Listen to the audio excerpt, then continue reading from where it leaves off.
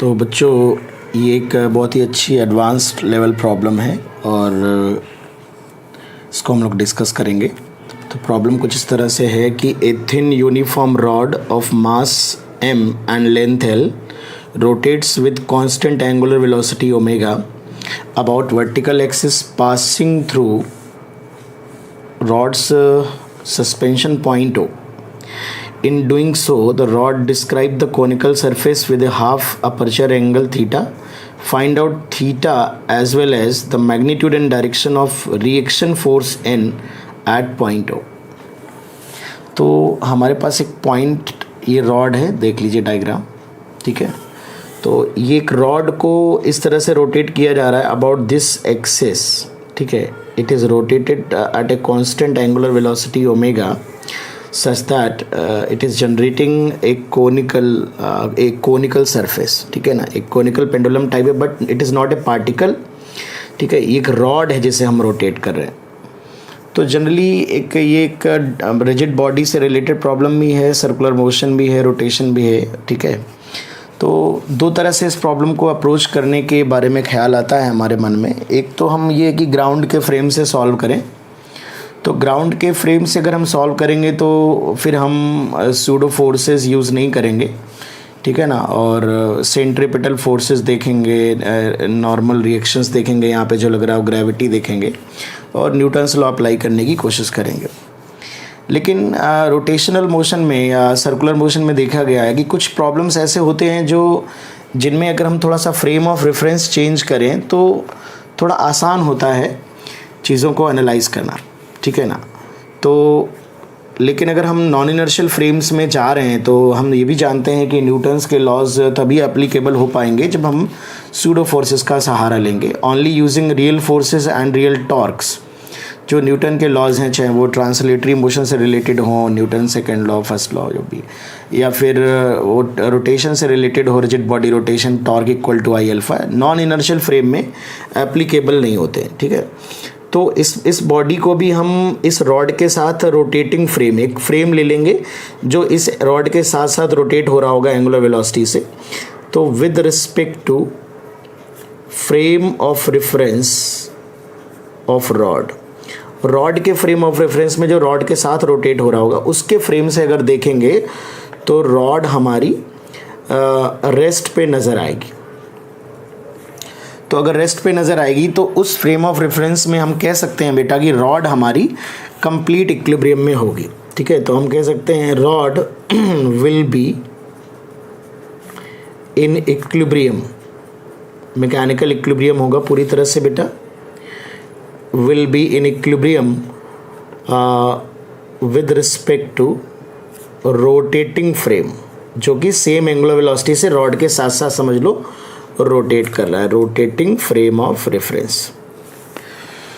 तो चलिए सबसे पहले थीटा निकालने की कोशिश करते हैं। तो अब हम इस रॉड का फ्री बॉडी डायग्राम बनाने जा रहे हैं, कि रोटेटिंग फ्रेम में फ्री बॉडी डायग्राम कैसा बनेगा। तो एक तो उसका वेट लगेगा, ठीक है, ये वेट लगेगा mg। यहाँ पे नॉर्मल रिएक्शन लगेगा, एक रिएक्शन फोर्स लगेगा, लेकिन वो रिएक्शन हिंज टाइप पॉइंट जब होता है तो नॉर्मल रिएक्शन की कोई फिक्स डायरेक्शन नहीं होती। वो डिपेंड करता है कि किस तरह से एक्सटर्नल फोर्सेस लग रहे हैं बॉडी पे, क्या एक्सेलरेशन है, उसी हिसाब से हिंज पे नॉर्मल की जो डायरेक्शन होती है वो होती है। ऐसे सिचुएशन में हम हमेशा ऐसे पॉइंट्स पे नॉर्मल रिएक्शन को दो कंपोनेंट्स के फॉर्म में मानते हैं, चाहे आप हॉरिजॉन्टल वर्टिकल मान लीजिए या आप रॉड के अलोंग या रॉड के परपेंडिकुलर भी मान सकते हैं। तो मैं यहाँ पे हॉरिजॉन्टल वर्टिकल मान लेता हूँ। Let us suppose this is x component of reaction and this is y component. तो जो नेट नॉर्मल आएगा that will be the resultant of nx and ny जब हम निकाल लेंगे, ठीक है, इन दोनों का रिजल्टेंट आएगा। और एक सेंट्रीफ्यूगल फोर्स भी लगेगा। तो वैसे अगर हम फोर्स बैलेंस करना चाहें तो सेंट्रीफ्यूगल फोर्स भी हम क्योंकि इसके फ्रेम में अगर हम जाके देखेंगे तो जो सेंटर ऑफ मास होगा वो इस रेडियस पे रोटेट हो रहा होगा, और ये रेडियस जो होगी, ये रेडियस ये l/2 लेंथ होगी और ये l/2 साइन थीटा होगी, l/2 साइन थीटा। तो यहाँ पे ये सेंट्रीफ्यूगल फोर्स लगेगा, मास सेंटर ऑफ मास की radius l/2 sine theta into omega square. तो अगर मैं एन वाई और एन एक्स के लिए, चूँकि इस फ्रेम ऑफ रेफरेंस में रॉड स्टेशनरी होगी, तो एन वाई की वैल्यू जो होगी वो एम जी के बराबर होगी, इक्वेशन नंबर 1, और जो एन एक्स की वैल्यू होगी that will be M L by 2 sine theta into omega square. ठीक है, जब भी आप बॉडी पे सेंट्रीफ्यूगल फोर्स कैलकुलेट करना चाहें, लगाना चाहें, तो सेंट्रीफ्यूगल फोर्स आप देख सकते हैं, सिचुएशन वही होगी। सभी पार्टिकल्स पे अगर नेट सेंट्रीफ्यूगल फोर्स अगर देखें तो अलग अलग पार्टिकल का रेडियस अलग अलग है, तो m1r1 omega square plus m2r2 omega square and so on, बहुत सारे पार्टिकल्स होंगे। अब आप देखिए ओमेगा स्क्वायर में कॉमन आ रहा है, m1r1 plus m2r2 plus m3r3, ये टोटल टर्म आएगा, और ये सेंटर ऑफ मास की डेफिनेशन से लिख सकते हो total mass into R centre of mass. m1r1 plus m2r2 plus m3r3 को लिखा जा सकता है m total R centre of mass into omega square. तो इस तरह से मैं बता रहा था कि जो नेट सेंट्रीपेटल या फ्यूगल फोर्स होता है बॉडी पे, बॉडी के ही फ्रेम ऑफ रेफरेंस में अगर अप्लाई करना है हमको, तो सेंटर ऑफ मास पे पूरा मास कॉन्सेंट्रेटेड मान के ही हम सेंट्रीफ्यूगल फोर्स लगा सकते हैं। ठीक है, तो ये तो हमें बेसिकली कैलकुलेट करना। अब हमें अगर यहाँ पे थीटा पता चल जाए तो साइन थीटा की वैल्यू पुट करके हम जो नॉर्मल आएगा वो under root N X square plus N Y square से नॉर्मल कैलकुलेट कर लेंगे। तो how to find this the value of theta, तो ये तो हमने बच्चों ट्रांसलेशनल इक्विलिब्रियम की कंडीशन लिखी है, एक्स और वाई में फोर्सेस बैलेंस किए हैं, बट अगर हमें थीटा भी चाहिए तो कहीं ना कहीं हमें रोटेशनल इक्विलिब्रियम में जाना पड़ेगा, बॉडी पे नेट टॉर्क जीरो करना पड़ेगा, बिकॉज अगर बॉडी के साथ कोई फ्रेम ऑफ रेफरेंस रोटेट कर रहा है तो उस फ्रेम ऑफ रेफरेंस में बेटा बॉडी हमारी स्टेशनरी नज़र आएगी, यानी बॉडी कंप्लीट इक्विलिब्रियम में नज़र आएगी। तो we will apply rotational equilibrium, rotational equilibrium. अब यहाँ पे एक गलती ये होती है बेटा कि रोटेशनल इक्विलिब्रियम में जैसे हम किसी भी पॉइंट के अबाउट टॉर्क जीरो कर सकते हैं। अगर कोई बॉडी किसी फ्रेम ऑफ रेफरेंस में रोटेशनल इक्विलिब्रियम में है तो फिर ब्रह्मांड के किसी भी पॉइंट के अबाउट आप टॉर्क जीरो कर सकते हैं। तो अगर मैं इस पॉइंट के अबाउट टॉर्क जीरो कर दूंगा तो बेटर रहेगा, बिकॉज एन एक्स और एन वाई दोनों के टॉर्क हमें लिखने नहीं पड़ेंगे। लेकिन बेटा टॉर्क यहाँ पर एक जो कॉमन मिस्टेक होती है, जो 99% स्टूडेंट मिस्टेक करते हैं कि टॉर्क लिखते वक्त पूरा का पूरा फोर्स जो सेंट्रीपेटल या फ्यूगल फोर्स होगा उसे सेंटर ऑफ मास पे अप्लाई कर देंगे। ये एक कॉमन मिस्टेक है जो यहाँ पे होगी। तो मैं आपको यहाँ पे थोड़ा दिखाना चाहूँगा कि यहाँ पर जब आप टॉर्क कैलकुलेट करेंगे तो एक तो टॉर्क अबाउट ओ अगर आप ज़ीरो कर रहे हैं तो एक तो टॉर्क ग्रेविटी का आएगा, ठीक है, mg का टॉर्क आएगा, और एक आएगा टॉर्क सेंट्रीफ्यूगल फोर्स का, और नेट ज़ीरो होना चाहिए। तो यहाँ पर जो सेंट्रीफ्यूगल फोर्स का टॉर्क है उसे कैलकुलेट करना हमारे लिए एक इम्पॉर्टेंट टास्क है। तो बेटा यहाँ पे थोड़ा सा देख लो, ये रॉड हमारी रोटेट हो रही है।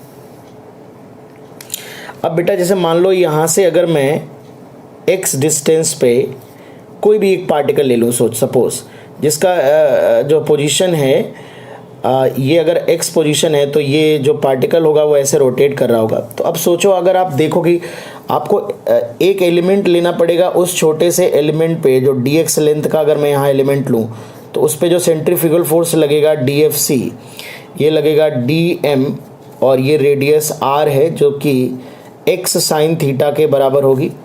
तो dm into x sign theta into omega square, ये हमारा फोर्स हो जाएगा। और जो परपेंडिकुलर डिस्टेंस होगी इस पॉइंट से वो होगी x cos थीटा।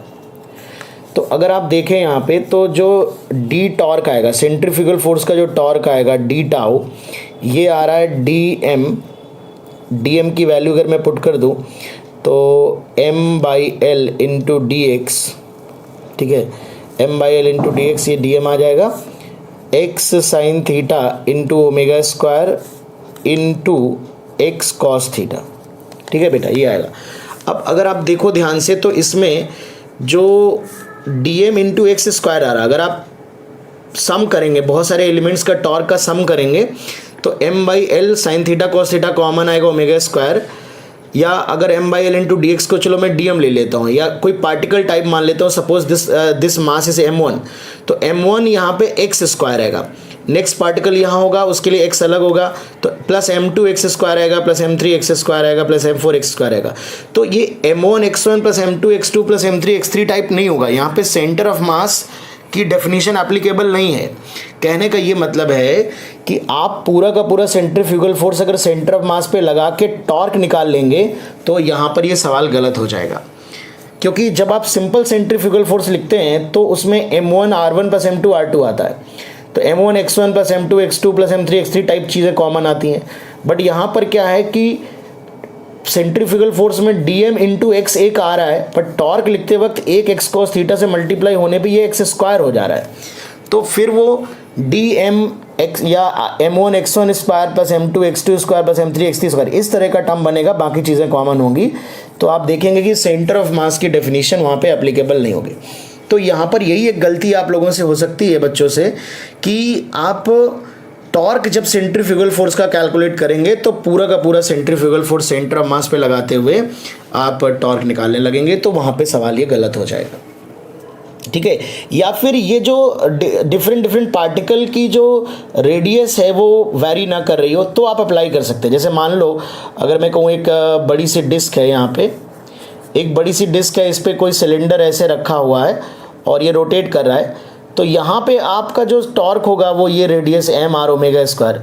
यहाँ पर जो पार्टिकल्स होंगे उनमें आप कह सकते हो कि कोई रॉड अगर इस तरह से रखी है, ऐसे रॉड रखी है, तो उसमें डिस्टेंस के साथ वेरी नहीं कर रहा होगा, तो इस सिचुएशन में आप वो अप्लाई कर पाओगे। या मैं एक दूसरी प्रॉब्लम लेके इसको एक्सप्लेन कर लूँगा। तो यहाँ पे आप देख सकते हैं कि सेंटर ऑफ मास का लॉजिक एप्लीकेबल नहीं होगा, तो आपको इंटीग्रेट करना पड़ेगा डिटेल में। तो यहाँ पे चलिए टॉर्क कैलकुलेट कर लेते हैं। तो ये m ओमेगा स्क्वायर, ठीक है, by l cos theta sine theta आएगा, और इंटीग्रेट कर लेते हैं एक्स स्क्वायर डी एक्स 0 से l। ठीक है, तो ये बेटा कैलकुलेट हो जाएगा। तो इसे अगर हम कैलकुलेट करेंगे तो लिमिट, तो ये एक्स क्यूब बाई 3 लिमिट लगाएंगे l क्यूब बाई 3 आ जाएगा। तो ये m omega square cos theta sine theta और ऊपर l रहेगा, नीचे से l कट जाएगा, l स्क्वायर रहेगा डिवाइड बाई 3। तो m ओमेगा टॉर्क जो आ रहा है m omega square l square by 3 sine theta cos theta. तो ये हमारा टॉर्क आएगा, और इसकी जो डायरेक्शन होगी वो एंटी क्लॉकवाइज डायरेक्शन होगी। इसकी जो डायरेक्शन होगी वो एंटी क्लॉकवाइज होगी, और mg के जो टॉर्क की डायरेक्शन होगी वो ये क्लॉकवाइज है और ये एंटी क्लॉकवाइज है। तो एक प्लस एक माइनस लिख सकते हैं, किसी भी डायरेक्शन को पॉजिटिव मान सकते हैं।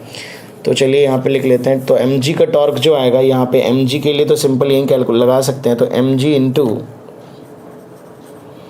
l/2 साइन थीटा, ये क्लॉकवाइज है, minus opposite direction m omega square l square by 3 sine theta cos theta, this will be equal to 0। यहाँ से अगर आप सिंप्लीफाई करेंगे तो कॉस थीटा की वैल्यू आ जाएगी,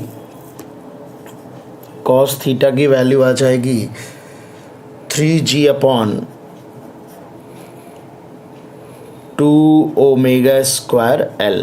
ठीक है, 2 ओमेगा स्क्वायर l आ जाएगी कॉस थीटा की वैल्यू। तो थीटा की वैल्यू भी cos inverse 3g upon 2 omega square l आ जाएगा, कॉस थीटा की वैल्यू आ जाएगी। ठीक है ना। तो कॉस थीटा अगर यहाँ पे आपको पता चल गया है तो आप देख सकते हो बहुत आसानी से। फिर आप क्या कर सकते हो, यहाँ पे आप साइन थीटा की वैल्यू पुट कर सकते हो, कॉस थीटा की वैल्यू से साइन थीटा निकाल सकते हो, nx ny आ जाएगा, और रिजल्टेंट नॉर्मल रिएक्शन और उसकी डायरेक्शन भी, रिजल्टेंट रिएक्शन फोर्स और उसकी डायरेक्शन भी कैलकुलेट कर सकते हो। ठीक है, तो ये एक अच्छा सा प्रॉब्लम है बेटा।